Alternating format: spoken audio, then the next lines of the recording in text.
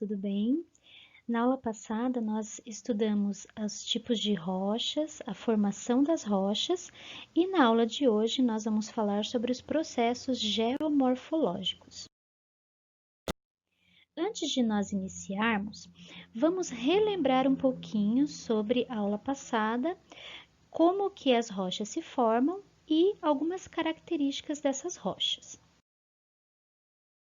Então, quando o vulcão entra em erupção, o magma que está lá no manto, ele extravasa para a parte externa da crosta terrestre e recebe o nome de lava. Essa lava, quando ela sai dos vulcões, ela se resfria e solidifica formando as rochas. Ou então, antes de ela sair do vulcão, ela pode solidificar, ela pode cristalizar ainda dentro da crosta terrestre. Quando essa lava ela entra em contato com o ar e resfria, ela forma as rochas magmáticas, que são formadas então do resfriamento da lava ou então da cristalização do magma dentro da crosta terrestre. Essas rochas também são chamadas de rochas ígneas. E nós temos também as rochas sedimentares, que são formadas por restos de outras rochas, de seres vivos, de outros tipos de materiais que vão sendo transportados pelo vento, pela água e sofrem sedimentação. Com o passar do tempo, esses sedimentos acumulados, eles vão se compactando e por meio de processos físico-químicos originam essas rochas chamadas sedimentares, que possuem camadas bem definidas. E outra rocha que nós vimos também são as rochas metamórficas, que se formam pela transformação de qualquer outro tipo de rocha pela ação de temperaturas e pressões elevadas. Então, vamos entender esses processos geomorfológicos. Essa lava, que está aqui na parte inferior do slide, ela pode sofrer a solidificação pelo resfriamento, ou então o magma, ainda antes de sair para o exterior, pode se cristalizar dentro da crosta terrestre, formando as rochas magmáticas.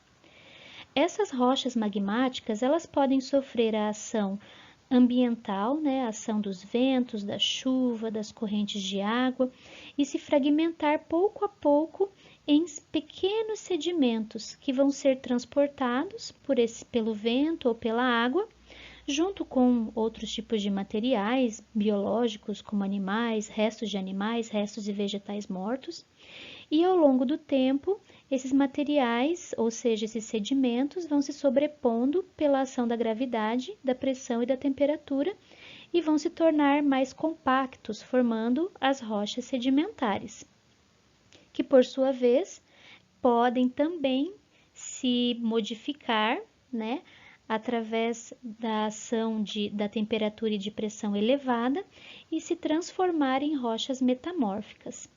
As rochas magmáticas, além de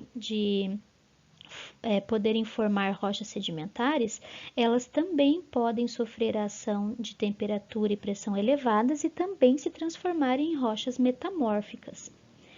Essas rochas metamórficas, elas podem também, como as rochas magmáticas, sofrer a ação dos ventos, da chuva, das correntes de água, podem erodir, formar sedimentos que vão se sobrepor e vão se compactar, formando as rochas sedimentares novamente.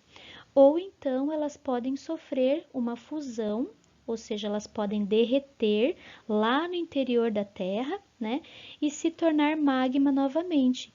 E fazer todo aquele processo, né, de se cristalizar ou de sair pelas atividades vulcânicas para o exterior da crosta terrestre e se solidificar, formando novamente rochas magmáticas. ok? Então, esse é um processo dinâmico que acontece, né, das rochas. Nós sabemos que uma das leis naturais é que na Terra, né, na natureza, nada se perde, nada se cria, tudo se transforma, né? E isso nós podemos observar também na questão da formação das rochas, onde uma rocha pode estar sofrendo a ação de algum processo físico-químico e dando origem a uma outra rocha, né? Então, essa foi a nossa aula sobre os processos geomorfológicos.